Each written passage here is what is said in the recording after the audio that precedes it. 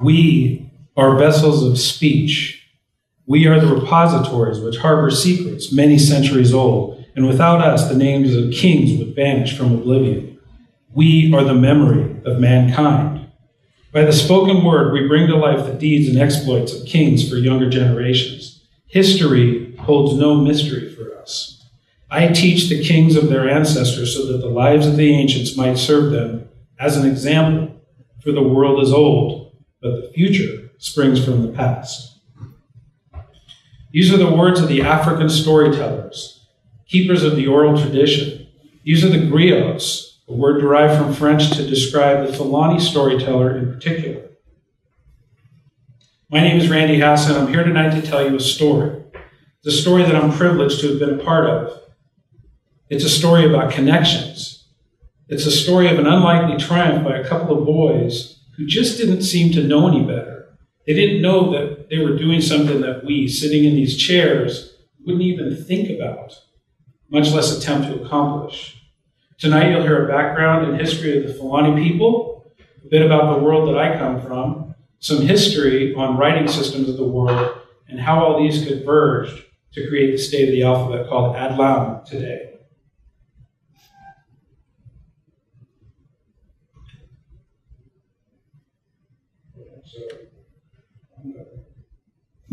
The Fulani are an ancient people. They're the largest nomadic tribe in the world today and one of the largest ethnic groups in Africa, numbering more than 50 million. They are historically a nomadic people known primarily for cattle herding. Present in 23 countries and many large cities in Africa and around the world, the Fulani settlement area is a swath of Africa called the Sahel. It's just below the Sahara Desert. The area covers the territory from the Senegal River Delta on the Atlantic coast all the way to the banks of the Nile in Sudan.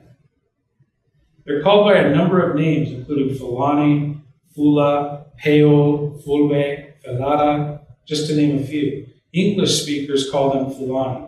French speakers call them Peo. They refer to themselves as Pulo in the singular and Fulbe in the plural form. Their origins are fairly mysterious. According to many sources, Fulani are descended from North Africa and sub-Saharan Africa. Some historians and geneticists have found roots for Middle Eastern genealogy, speculating that this people group came from across northern Africa. They descended to the region of the Sahel from Morocco. Going further back, as early as 6000 BC, there are rock paintings that suggest the presence of what they call Proto-Fulani. Historians have been able to decipher references to early Fula creation myths, such as the myth of the hand with the first Fulani herdsman, Kika. The Fula people claim a common history with both Judeo-Christian and Islamic sources. Many of you are familiar with the story of Joseph in Egypt. Son of Jacob, called Israel, Joseph was Jacob's favorite son. Jacob gave him a coat of many colors. Joseph had dreams which upset his brothers, and they became jealous. So they sold him into slavery on a passing caravan on its way to Egypt. Joseph grew and became handsome, as the story goes, and an Egyptian high official's wife tried to seduce him. When he refused, she falsely accused him of trying to rape her. He was put in prison. Years later, through a series of events, he went on to become a highly placed official in Egypt, second only to Pharaoh. He's famous for the dream in which he saw years of drought coming and ordered the storehouses filled with grain during the times of plenty, thereby saving Egypt from starvation during the drought that came later. Then, the story goes, came a Pharaoh who knew not Joseph and oppressed the Semites in the land. Moses arises and in the Exodus leads the Jews back to the Promised Land. The Quran is a little bit less specific than the Hebrew scriptures, saying more simply in certain passages that the people simply left. According to Fulani lore, some of these Semitic peoples, the cattle herders among them, crossed the Nile and headed west. They took the name Fode, meaning those who left. These were the origins of what we know today as the Fulani people. They're almost wholly Muslim, their conversion to Islam dating from about the 11th century. Because of their nomadic nature, they played a great part in spreading Islam throughout the Sahel region, initially radiating out from major population centers whose legendary names you might recognize, Marrakesh, Timbuktu. They were instrumental in establishing numerous kingdoms and states before colonization in the 19th century. All Fulani children memorize up to 1 or 2 chapters of the Quran by the time they're 7. In the process, they become familiar with writing these verses in the Arabic alphabet. As an ethnic group, they're bound together by the Fula language, their Islamic religious affiliation, their history, and their culture. That language and the historic problems of writing that language is our subject tonight. Speaking of writing, let me give you a little bit of background about the world that I write around in. The world from which I come to this topic is the calligraphy world. Lettering artists from around the globe take various tools and create what the word calligraphy means: beautiful writing. We write letters that are refined and digitized into fonts. Then those fonts are used for branding. Probably the pinnacle of one of the branches of modern calligraphy can be found in a work called the St. John's Bible. It was initially conceived by one of the world's most prominent lettering artists while he was here on a retreat here in New Mexico, Ghost Ranch in Abiquiu, in the late 90s or 80s. Donald Jackson had dreamed of a modern version of a completely handwritten and illuminated Bible, the first since Gutenberg invented the press in the 1400s. The project took some 15 years, something like $18 million to complete. It was a true multicultural, multinational endeavor. It's one of the finest exhibitions in the country. In fact, was put on by the guy that just introduced me, Tom Leach, right here in the museum. If I remember correctly, Tom, it was supposed to last 3 months and it lasted a year. Is that correct? To give you an idea of the scale, both literally and figuratively, when you complete a project of this magnitude, you get to hang out with the Pope and some of the heads of state. That book is very large because that book is done on parchment. It's done on animal skins. So it took them a long time to compile all the pages. Calligraphers also work with lettering, going more towards the abstract, lettering that creates texture rather than going after readability. Some simply work with line and gesture in their writing. One artist worth mentioning is Dennis Brown from Dublin. Dennis worked with an engraver's drill at 1,000 RPMs to create letters in glass. He'll begin on one side and he'll write these texts, then he'll flip the glass over to write on the other side, 5 times over, creating some of the most complex textures with a depth that you can literally look through. He was asked to join an exhibition in Los Angeles with a botanical theme. He chose a dandelion as his theme plant. Dandelions are famous for wishes. And so in his 1,000 Wishes series, he contacted his colleagues all over the world in art, calligraphy, and the literature world and said, "Send me your wishes." He realized as the answers poured in from around the world that people were sending him not only wishes, but their hopes, their dreams, their prayers. This was one of my favorite pieces because it contains a wish, a hope, or a dream that I sent him. At the very bottom, I wish the paintings to create an impact for the positive. I can't stand up here tonight without doing a little bragging about our local artists. This is Julie Gray. Julie's from the Sandias. She's a member of the Calligraphers Guilds and I believe the Book Arts Guilds as well. In addition to being a top flight calligrapher, her specialty is cut letter forms. Many of you here might know Laura Waite. Laura's a nationally known fine artist with her work in a number of galleries around the country. She works with gestural letters and abstract calligraphic marks to create her paintings. Her work's shown at the beginning of Canyon Road in a gallery called Hunter Kirkland. It's one of the first galleries you see at the beginning of Canyon Road. I had a gallery in Santa Fe here for a number of years, just up the street, the first stop sign on Canyon, called Delgado. It's home to a number of galleries, and I don't know if Mike's here yet, but my friend and neighbor, Mike McCoskey at the In Art Gallery, was my partner in crime for those 8 years. My own journey began with one of the most comprehensive calligraphy courses in the country at the time, out in Cerritos, California.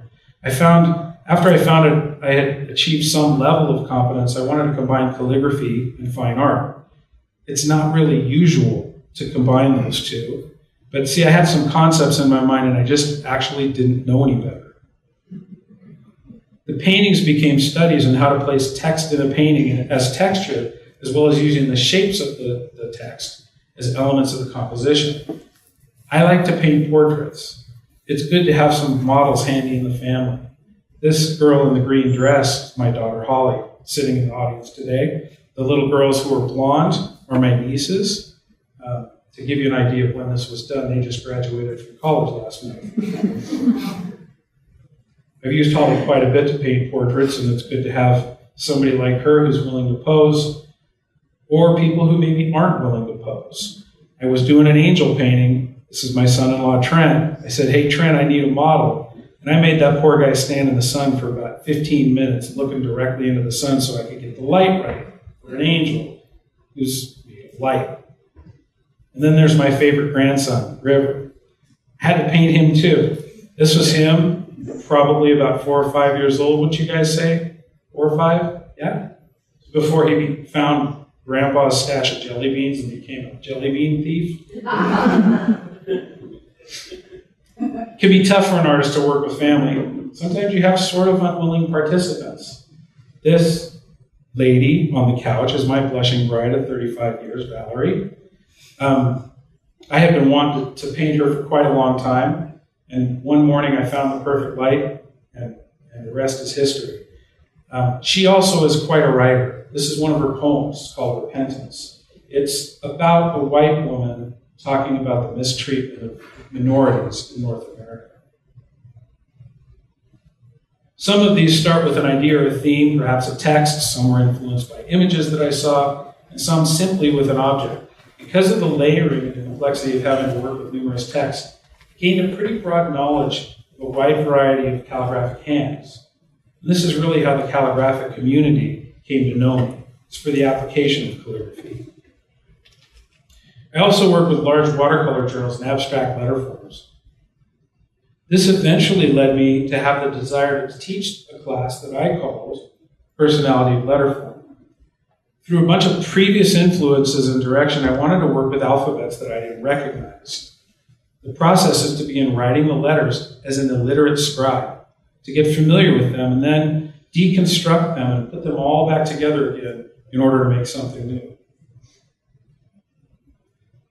As a basis for these studies, I wanted to really know, how did mankind come up with writing? Man's desire through art or writing is to communicate. From the cave paintings of Lascaux, writing evolved from simple symbols and detailed pictograms, both near and far eastern, into the vast array of calligraphy, type, and fonts we have in our modern world today. Let's take a moment just to understand the basics of the different types of writing systems. The vast majority of languages in history have existed and functioned primarily or exclusively in the form of oral transmission. Those griots that you saw originally carried on this tradition for the Fulani people for centuries. Languages and cultures can both be endangered. The heritage of oral tradition is a major key to understanding the collective, social, and ethnic human memory. History through stories needs to be remembered. For thousands of years, there have been two means for this goal: oral literature and some sort of graphic record. A pictographic writing system makes use of pictures or symbols to represent words. A symbolic or a diagraphic system can be used for different languages and languages of different eras. The characters don't represent a sound, rather, each character represents an idea or meaning. And because it's meaning-based instead of phonetic-based, a modern Chinese person can read ancient Chinese writing from thousands of years ago, even though the spoken language might be in a different dialect. This is what differentiates Chinese from most other languages. Most languages have a phonetic-based writing system. A syllabary uses one symbol or image to represent a single syllable. This means you have to know the language and to understand how the syllables are pronounced. Most of the writing systems of India, for example, are syllabic. Each graphic symbol, or grapheme, is represented a syllable consisting of 2 or 3 letter sounds, each with a consonant and a vowel.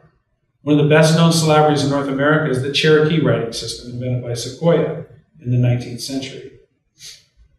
The majority of African writing systems throughout history are syllabaries, and many are extinct, with the Gi'ez script being the only native African script in full usage at a national and everyday level.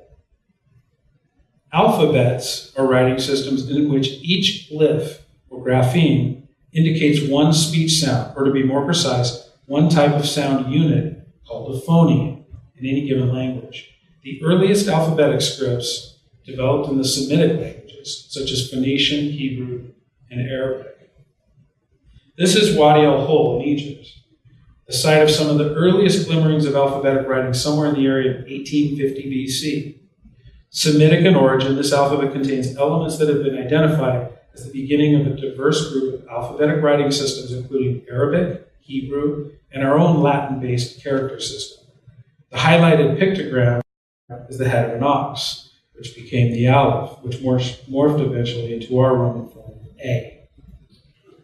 David Sachs, in his 2004 book, Letter Perfect, talks about the Phoenician writing system being adapted to Greek, though the two languages were as different as English and Arabic. The Greeks didn't just copy the idea of the Phoenician alphabet, they actually copied the Phoenician letters and used them to write Greek.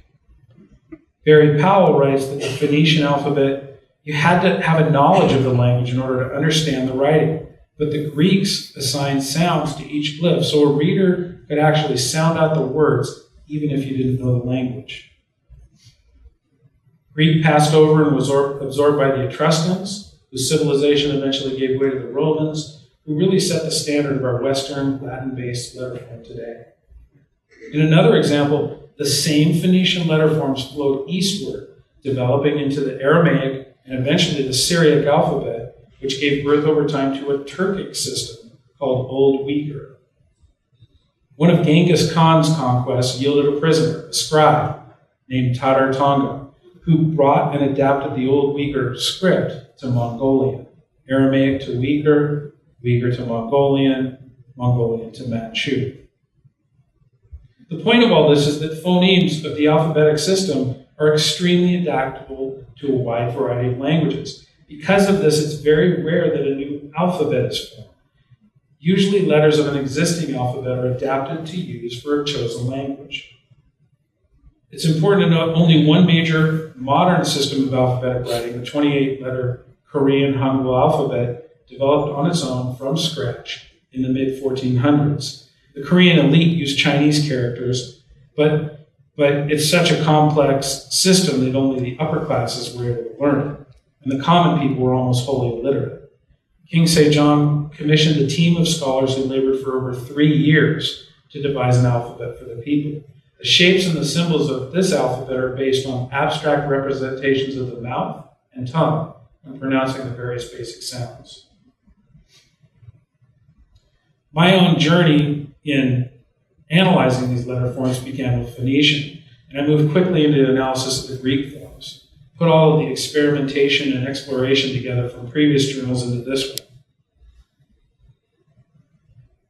I wanted to make sections look like they peeled and flaked like ancient Greek writing.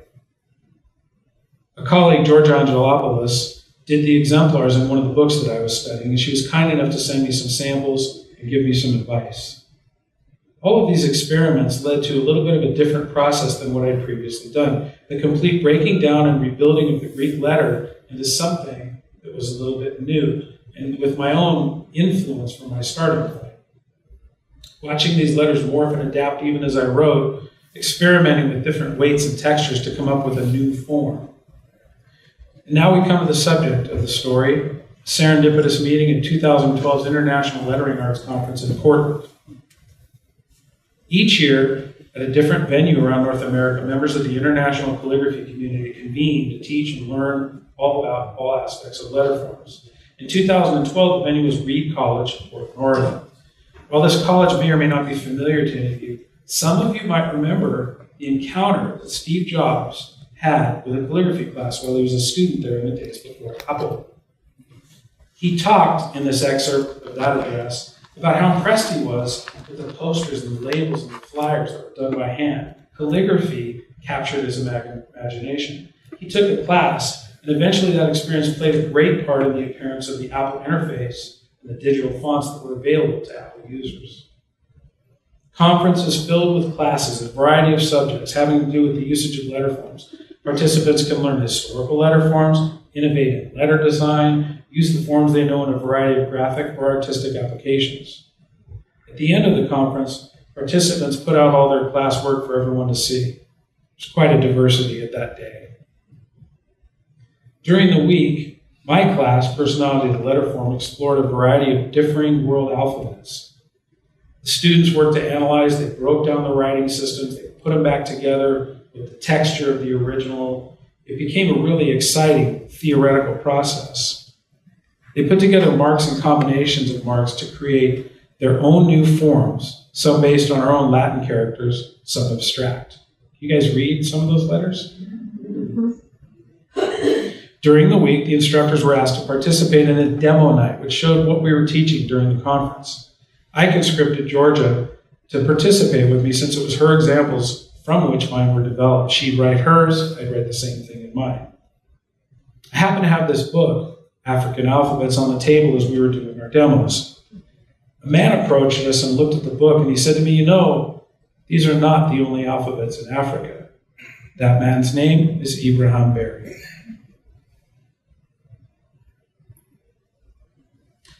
Guinea today is a country of Western Africa on the Atlantic Ocean. It's home to the largest percentage of the Fulani people in any one country. It was colonized by the French in the late 19th century, and Guinea gained its independence in 1958. The official government language still to this day is French, while religious texts and many documents historically written in Arabic. The problem is that neither of these writing systems in use actually match the sounds of the Pulaar speech. This contributes to a high rate of illiteracy among the Fulani. Complicating matters is the fact that there's alternate alphabets, like this one, called the Africa alphabet, developed in 1928. Notice the hooked or implosive B form, which is used for a BH sound.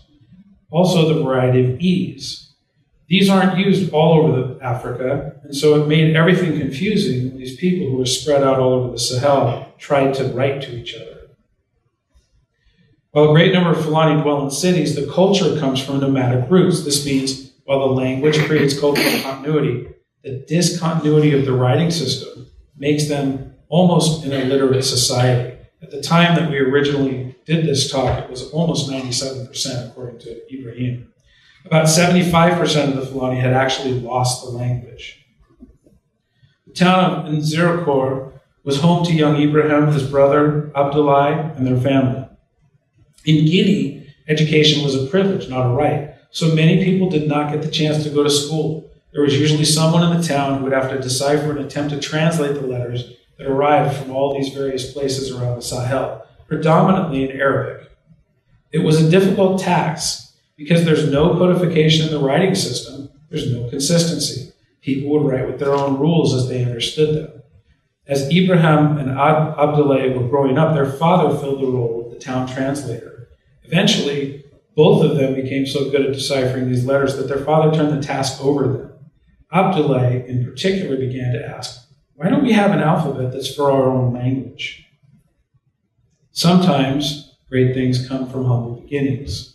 In this case, two boys at the ages of 10 and 14 years old put their heads together in their own house, in their own room, and began to develop a writing system for their people.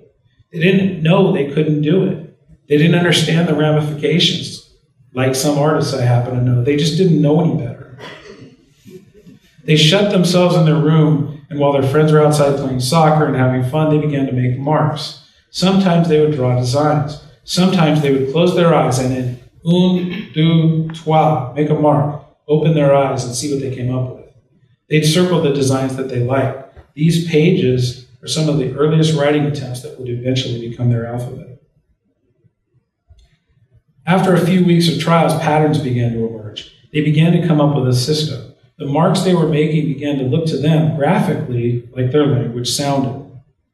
Unlike Arabic or Latin alphabets, there were now letters to represent each sound they heard as they spoke. It seemed like a major breakthrough to them. Then they had to make decisions. Well, what direction should we write? What order should we place the characters? They began the process of codification, 10 and 14 years old. There were 27 original letter forms, 5 vowels, no diacritical marks. They decided on a right to left direction.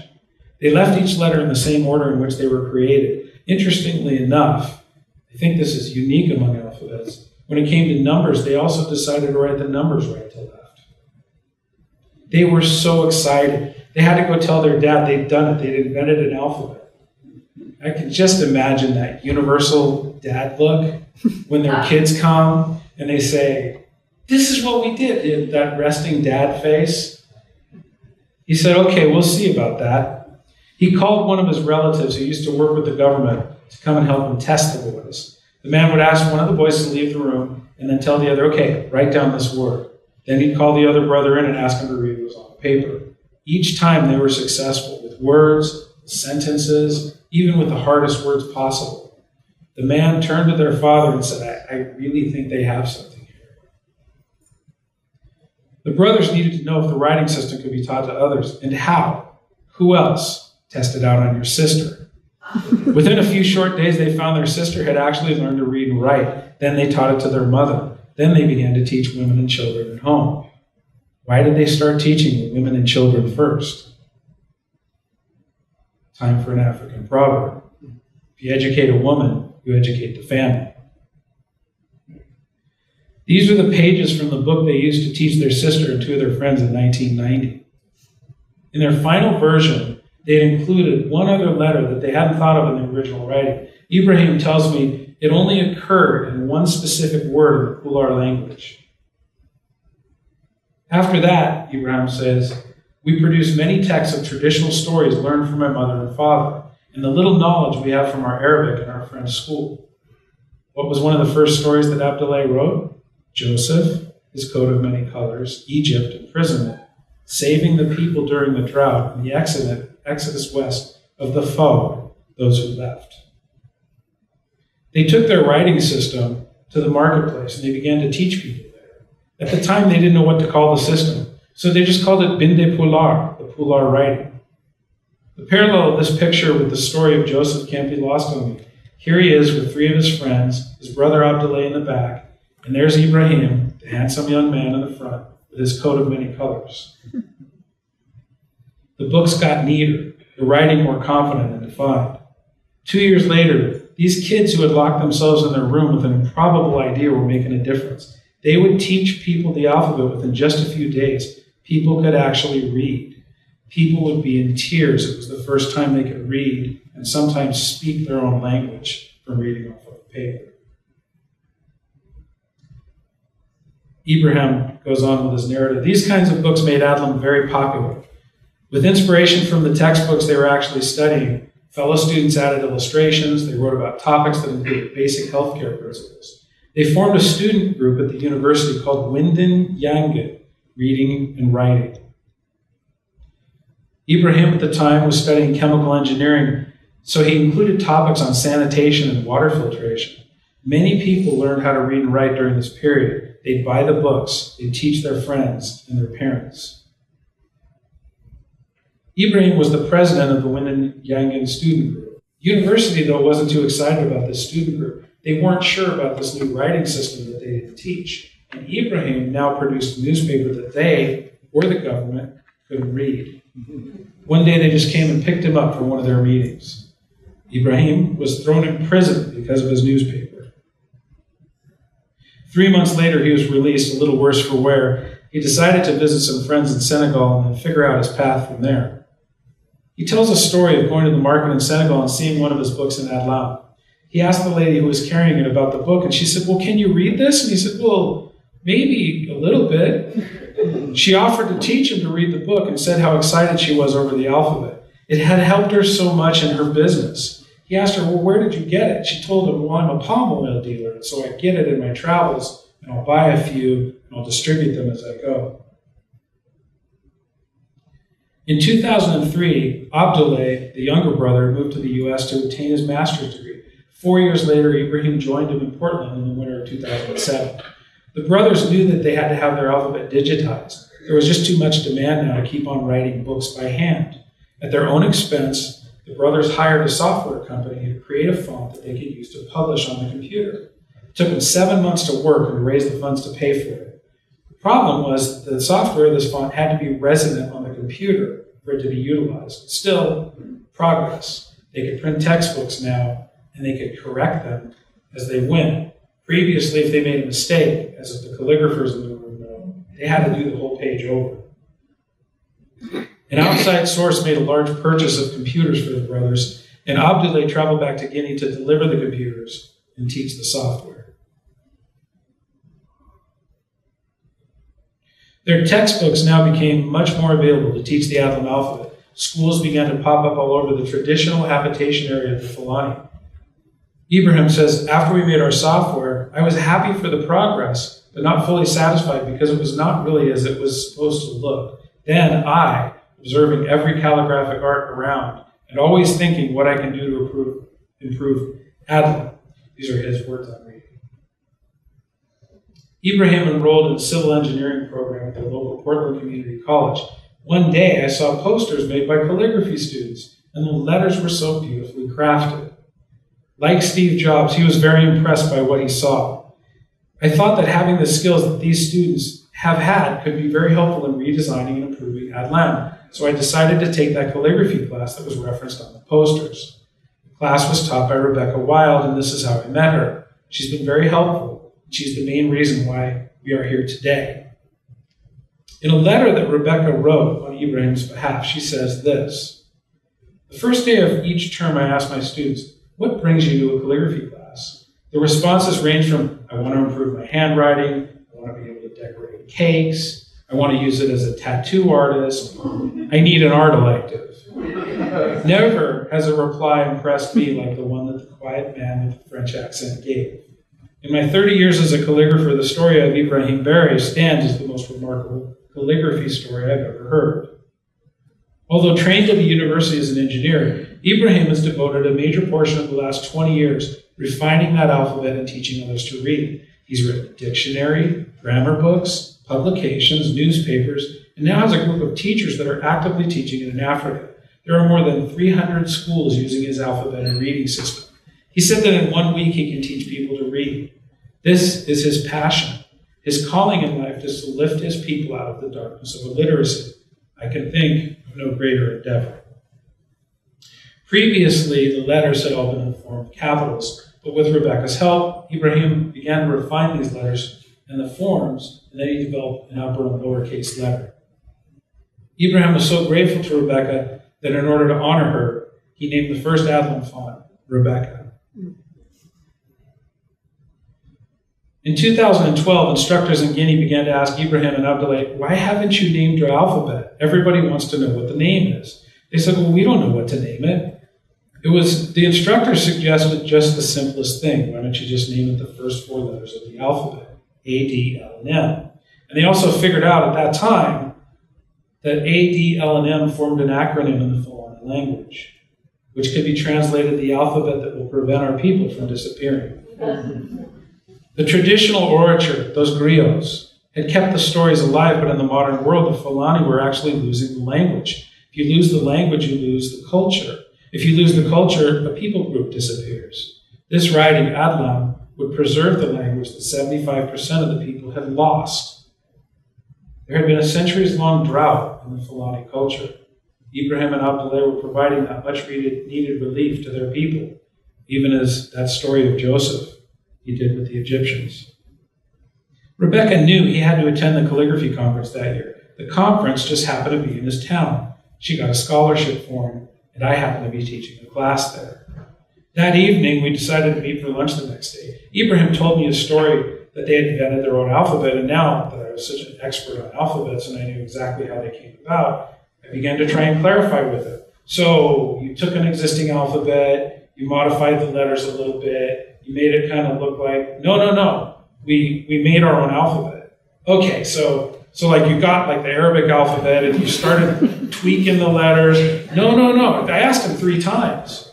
And by the time he clarified, no, we made our own alphabet, I was just blown away. I had to invite him to our class. In fact, I talked to his teacher and said, I'm stealing him the last day, sorry. This class had been working on theoretical artistic exercises, playing with letters, creating designs, working with shapes. Then here comes a man who's actually done it for real, for his whole people, something that would make a real difference and change lives in his culture. I sat next to him as he spoke, and I looked out to my students and literally saw them open-mouthed. I introduced him to Diane Von Arx, who was a prominent calligrapher. She was one of the artists who worked on that St. John's Bible project we talked about earlier. And one of the things we talked about was this story needed to be told.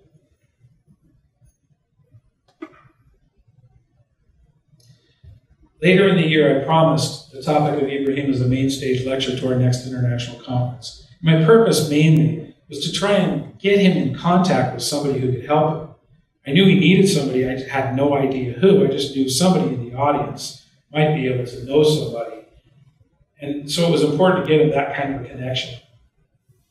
Stephen Rapp is a nationally known type designer who happened to be teaching there. He was teaching Adobe Illustrator. He was teaching how to digitize lettering. His class was full long before the conference started, but I gave him a call anyway and explained to him about Ibrahim. After hearing his story, he added one more student to his class.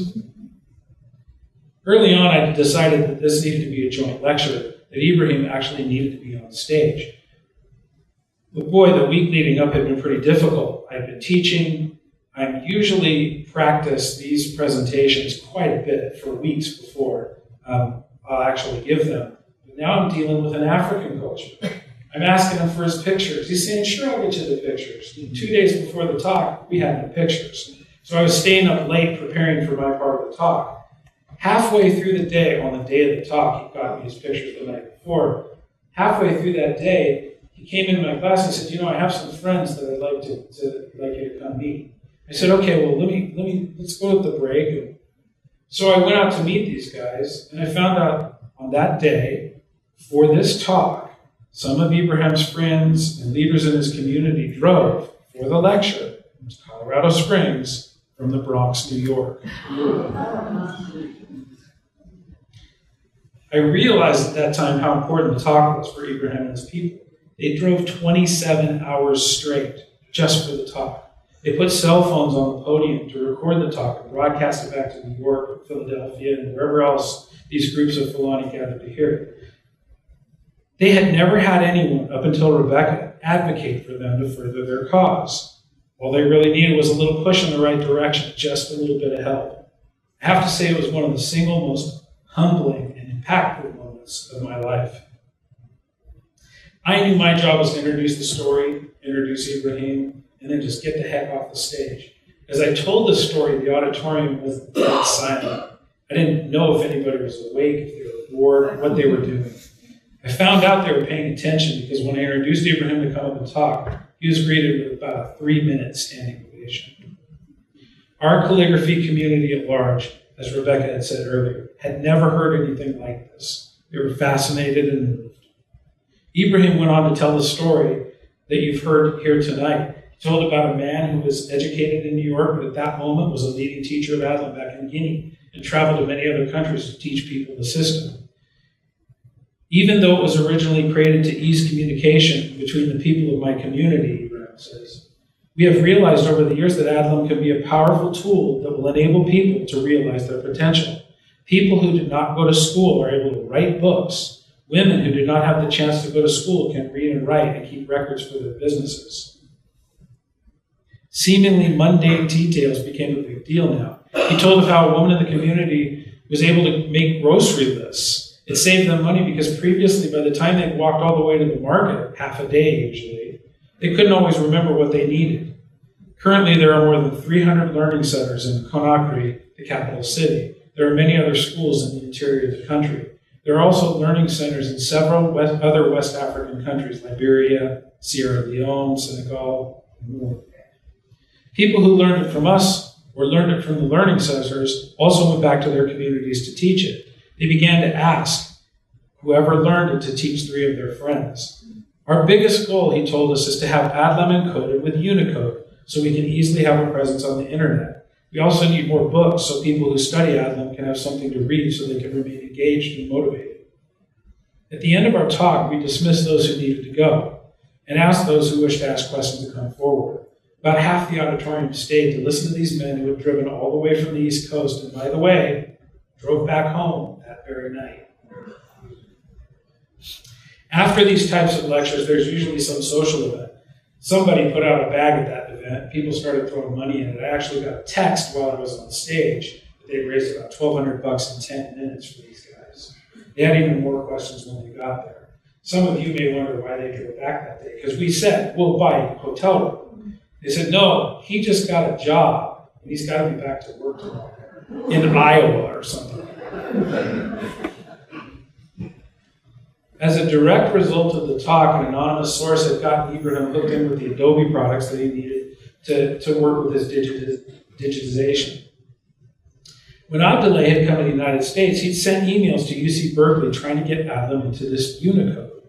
He tried again to contact this department at Berkeley in 2007 with no success. It was their only hope of getting ADLaM onto the internet. After the conference, Stephen Rapp went to TypeCon, which also happened to be in Portland, where he knew a guy who knew the lady who was the coordinator of the project.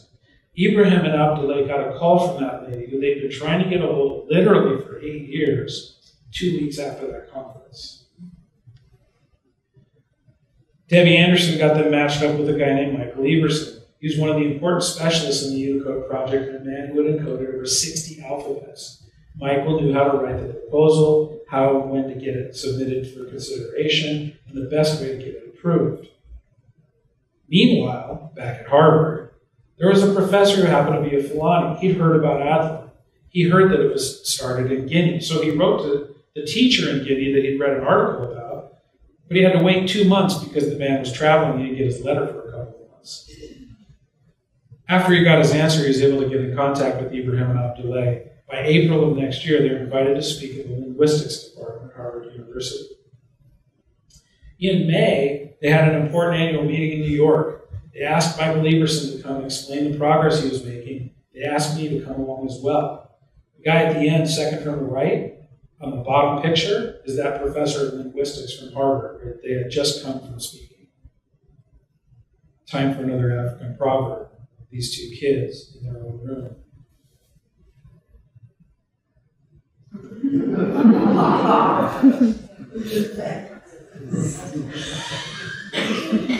They were invited to speak at Intel.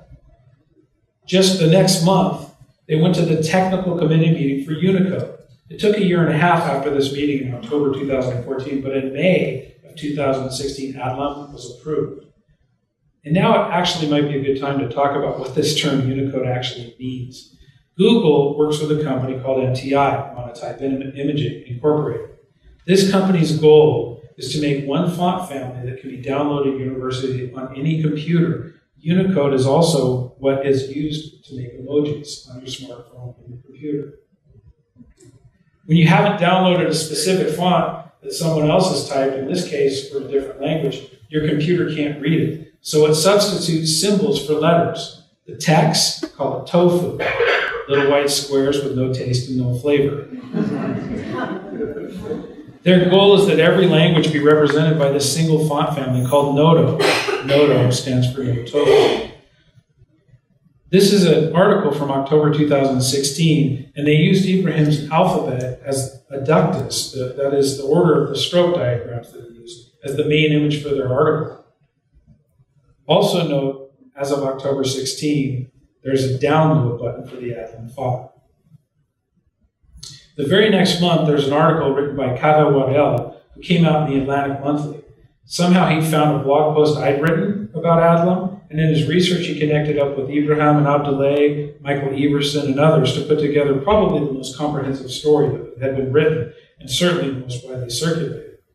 Craig Cornelius is a software engineer at Google. Many of the projects he works on are with international languages, and Craig's part of a team that recently launched Gmail in Cherokee. So he had an interest in when he read this article that a colleague had forwarded to him. Apparently he got pretty excited about it. By April 2017, he had the brothers talking at Google. At Google, Ibrahim and Abdoulaye explained some of the important reasons why they had created this alphabet. And in a talk later in the year, Craig gave a timeline on how he met and worked with the brothers. Within a month, he'd created a specific font, and he'd begun the process of decoding the work that had already been done on an Arabic-based system so that they could get it into Nodo and they could get it on smartphones and iPads. This man came over to Ibrahim and Abdoulaye's house. I don't know how he got in contact with them, but the end result is that he created apps. And now they had a keyboard for their smartphone and a calculator for their smartphone. Later that year, ADLaM was a pretty hot topic at the Unicode conference. The important part of this notoriety is that it wasn't enough, according to Craig, that they were now in Unicode. Companies like Microsoft and Apple actually have to take notice and create keyboards in this particular language. Craig was invited to the next linguistics conference that Harvard held, which happened to be this year in Guinea.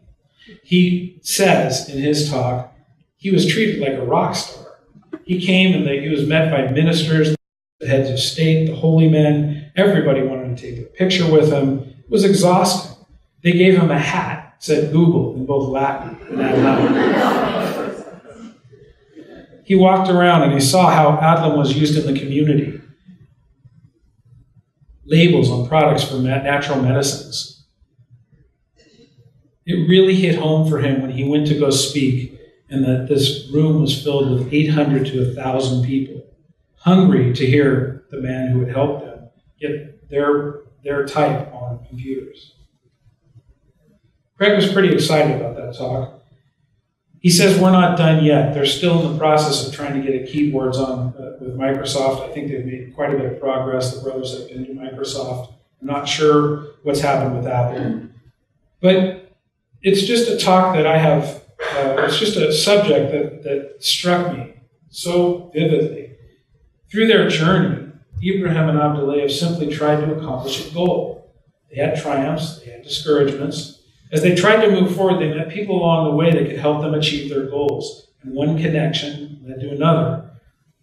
I'm going to presume to be speaking for all of the others that I've mentioned here today to say it's been an honor to work with and to know these men, and to be some small part of helping them reach their goal. What a great thing to see them be able to make connections to the Michael Eversons and the Craig Corneliuses, those big dogs in the areas that they needed the greatest amount of help.